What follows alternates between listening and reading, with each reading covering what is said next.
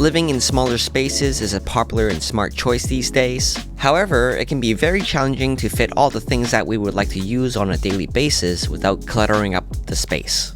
And that's the problem I have here. So if you've been watching my videos on YouTube, you might recognize this area of the room. This has served as a gaming area, the main desk setup for video editing, a projector movie watching space, and now it's more like a living room situation for me to hang out in. To give you a better idea, my studio layout looks like this. The room is like a rectangle shape. I've got my desk set up for editing and then my film area over here. So the area that I can play around here with is only 120 square feet, so I just can't fit all those setups in here, but I want to. So the challenge here is to transform this space into an all-in-one living room setup that I can use for work and gaming while maintaining the spacious and clean look of a living room. First of all, let me show you the setup as it is at the moment. For the TV, I've been using the 65-inch Sony X93L Mini LED 4K TV, and for the audio, I've got it connected to a home theater speaker system that uses the Sony HT-A5000 soundbar, the wireless subwoofer, and wireless rear speakers. On the other side, I've got the couch that I've been using for a while, and I also decorated the wall a bit more than before to add some personality to the space. So in this area, I usually like to just relax, play guitar, take a quick nap, or just watch TV to take a break from work. But now, to make it even more functional so that I can work and game and relax, we're going to add the brains of the new setup, which is the PC. Fortunately, ROG Republic of Gamers, which is the sponsor of this video, has hooked me up with their super compact computer. This is one of the smallest pre-built desktops out there, and it's going to work perfectly as the multimedia console in this living room setup. Now, to be honest, at first I was a bit skeptical about placing a PC tower in the living room. If I wanted a really powerful computer to do all the things that I wanted to, the tower would usually look pretty big and clunky, and if you watch all my previous videos, I lean more towards the modern, simple, and clean aesthetics in my setups. However, as I kept opening the box, everything kept getting smaller and smaller.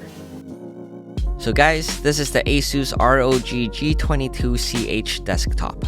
The clean lines, the armored look of the side panels, the subtle branding, all gives the impression of a very minimal and stealthy design. And man, this thing is tiny as well. To put it into perspective, it's around the same size as a PS5, so I'm a lot more convinced that it's going to work in the living room now. Anyways, this little beast is packed with some pretty powerful hardware inside. This system is running on the Intel i9-13900K F24-core processor, along with 32 gigs of DDR5 RAM.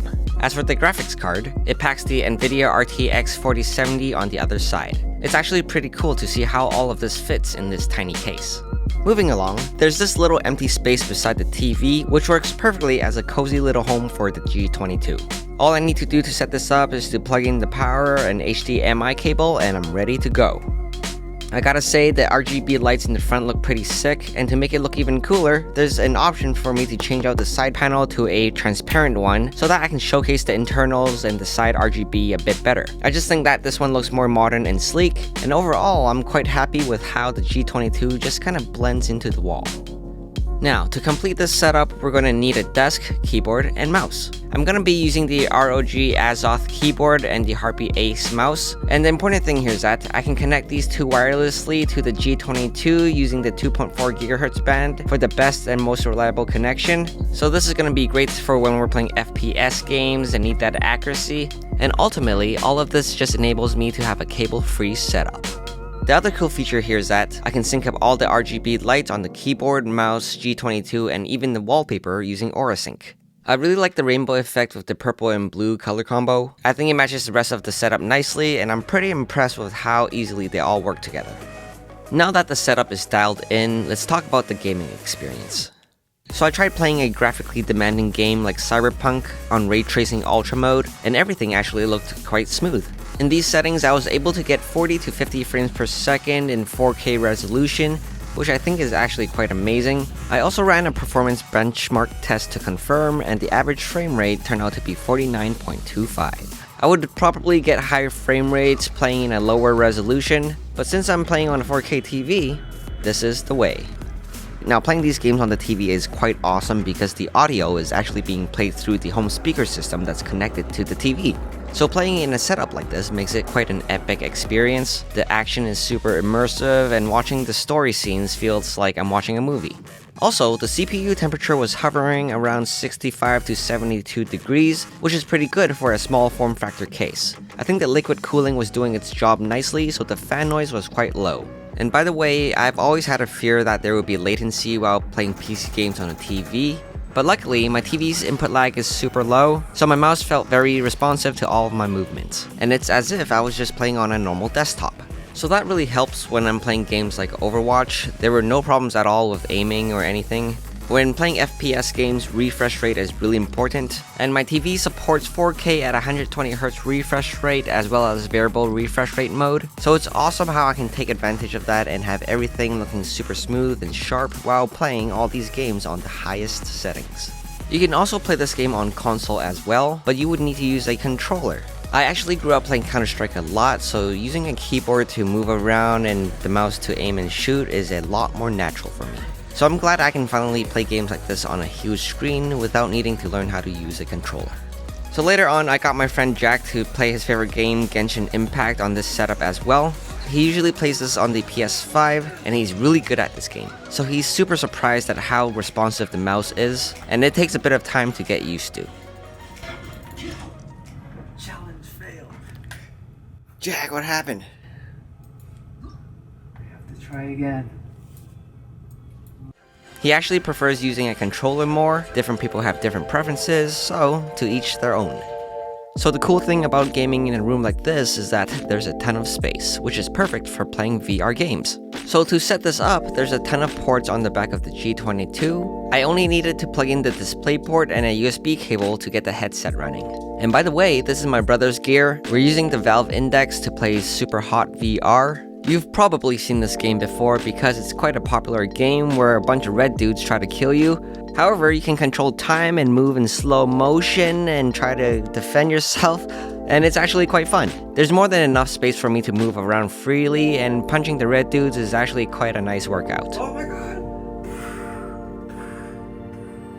Moving along, I tried using this for video editing as well. The first thing I noticed was how fast the transfer speed was. I had 40 gigs of footage, and I was able to transfer all of them in around 45 seconds. I was actually quite surprised when I loaded all the clips into Adobe Premiere Pro. The 4K clips were processed really quickly and played back really smoothly. I don't usually use Premiere Pro, but seeing how everything works this well, I would definitely consider using it in the future. I actually tried to hire some video editors for contract work, and they all use Premiere Pro, so now I can actually edit and work with the files that they give me. To test out the performance, I exported a 14-minute 4K video, and that's when the fans really kicked in. I didn't really notice them when I was gaming or editing because I had the speakers on, but exporting a video like this only took 2.5 minutes, so that's actually pretty quick. Next, let's talk about the main benefit of using this space. I really think it allows for more of a collaborative environment where you can sit down with someone and work with them together. While Jack and I was reviewing the footage on the TV, I felt like it was really effective that he knew exactly what I was talking about, and I could show him examples on the screen of what I wanted to do. We actually scripted a lot of this video, yes, the one that you're watching right now on this TV. I think it was very useful to use half the screen to reference a video, showing Jack the style of video that I wanted to shoot, and at the same time be able to script on the other side of the screen. It's basically like using a projector at a board meeting, but somehow sitting on a couch makes it feel really relaxing. The vibe is very chill, so it just felt like friends hanging out, and that made it really easy to bounce around ideas. I have to admit, I'm really glad that I have someone that I can talk to about making videos, because as a content creator, I'm usually alone at my desk and I get stuck a lot on my ideas and what to say. So having a change of an environment like this to facilitate collaboration is very important to me. The other thing I really enjoyed about using this setup is being able to use the whole desktop. Since there's no monitor or speakers, I can put a lot of stuff on it without having it feel cluttered. I can also easily shift things around to do different things, and when I need to clear the whole desk to build puzzles or play board games on it, I can just quickly pack up everything and go. Boom, just like that. So I love how you can't really tell it's a gaming setup without the keyboard and mouse on the desk. It's a really versatile space that can serve different purposes with minimal setup time. I find that in any living room setup, you would already have the TV, sound system, and couch, and just by adding a computer, it really extends the functionality of the space. This whole experience changed my perspective on what a living room can become.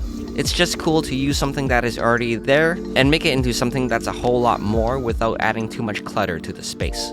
So after all of this, what do you guys think about the setup? Would you put a PC in your living room? And more importantly, would your partner let you put a desk in your living room? Anyways, big thanks to ROG, Republic of Gamers, for sponsoring today's video and making this setup possible. I'm quite impressed with the G22 and all of that it can do in such a tiny form factor. There's a link in the description below for you to check out more details about it. And if you're still watching right now, thank you so much for supporting my videos and watching till the end. Make sure you drop a fire emoji in the comments below to let me know that you watched up to this point. And that's it for now, my friends. Thank you so much for watching, and I'll see you in the very next video. Bye!